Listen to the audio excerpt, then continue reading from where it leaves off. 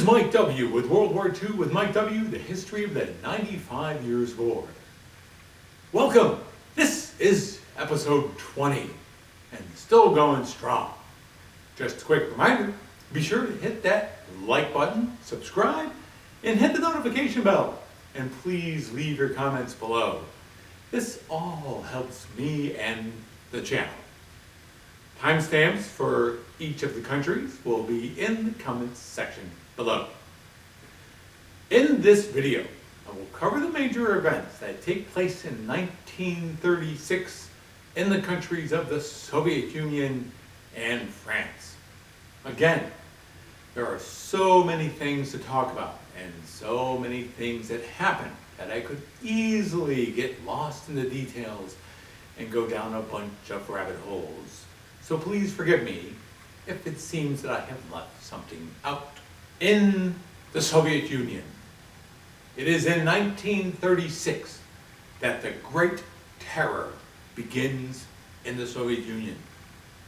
This is such a horrific time that it is difficult to put into words how terrible it was for the Soviet people.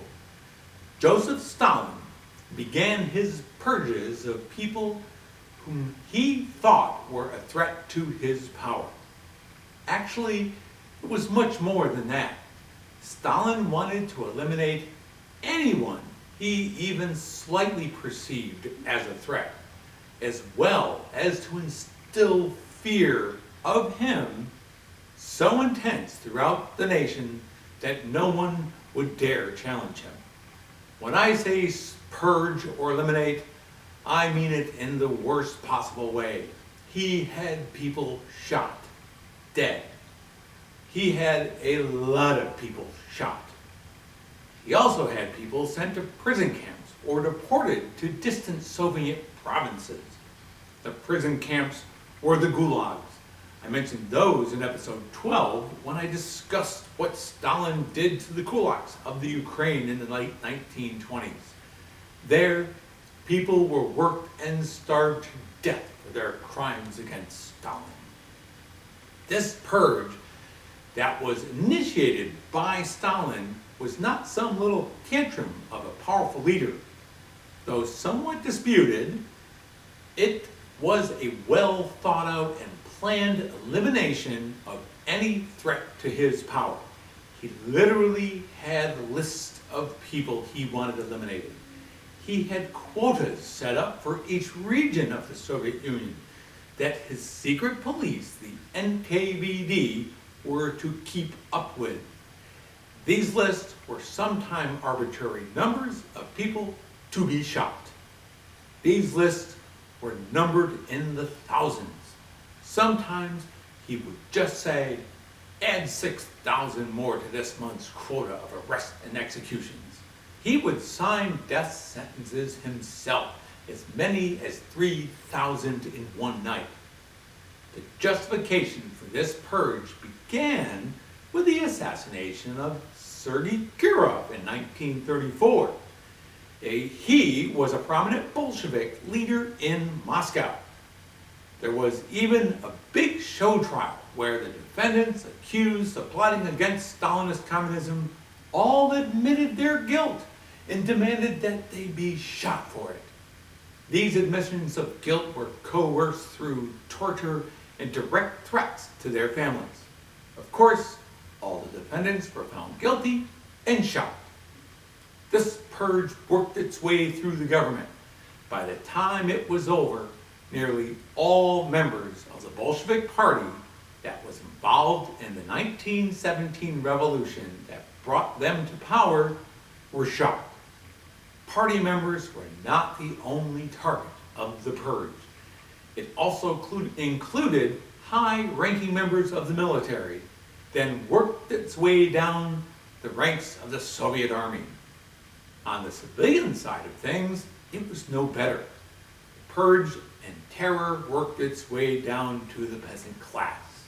The NKVD, the Soviet secret police, was given power to investigate, try and quit trials, and order the execution of anyone accused of being a part of the conspiracy. Each and every day, more and more people were found to be a part of some conspiracy and either shot or sent to a gulag. People who had a grudge against someone else only had to accuse them of being a conspirator, and they would be arrested, quickly tried, and then shot. Even members of the NKVD could be found as a part of the conspiracy and be tried and shot. All this terror started here in 1936. It goes on for another 2 years. I will cover the totals when I get to 1938. In November of 1936, the new Stalin Constitution, the fundamental law of the Union of Soviet Socialist Republics, is written, presented to, and ratified by Joseph Stalin. It has all the usual communist sharing of everything by all the people and everything belonging to the people, with the understanding that you get that what is equal to your work. An interesting aspect of this constitution is that it establishes dictatorial rule by Joseph Stalin. Here is an excerpt to show how this is done. Article 47, quote, "In the event of a disagreement between the Soviet of the Union and the Soviet of the Nationalities, the question is referred for settlement to a coalition commission formed on a party basis. If the coalition commission fails to arrive to an agreement, or if its decision fails to satisfy one of the chambers, the question is considered for a second time by the chambers. Failing agreement between the two chambers, the President of the Supreme Soviet of the U.S.S.R. dissolves the Supreme Soviet of the U.S.S.R. and orders new elections," unquote. So, if the government can't agree on something, Stalin dissolves the government and orders new elections. And then, Article 49, quote, "President of the Supreme Soviet of the U.S.S.R. convenes the session of the Supreme Soviet of the U.S.S.R., interprets laws of the U.S.S.R. in operation, issues decrees, and dissolves the Supreme Soviet of U.S.S.R. in conformity with Article 47 of the Constitution of the U.S.S.R. and orders new elections," unquote. Basically, if the government disagrees with Stalin, he makes a new government.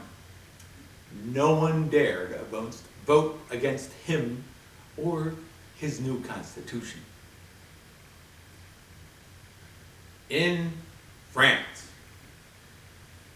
the Franco-Soviet Treaty of Mutual Assistance was ratified by France in 1936. This was a pact agreed upon in 1935 that guaranteed assistance for the other if Germany threatened either France or Russia. This was seen by Germany as a direct violation of the Treaty of Locarno of 1925, as I mentioned in episode 19. This was the justification for the remilitarization of the Rhineland by German troops. This remilitarization of the Rhineland by Germany was met with no resistance by France. There was the wringing of hands and worrying, but nothing was done. In the end, the military blamed the politicians blamed the military, and they both blamed the British.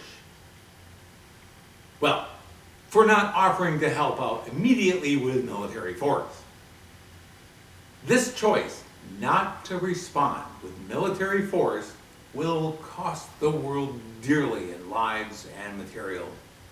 This is, of course, with the advantage of hindsight. Something else happened in France in 1936.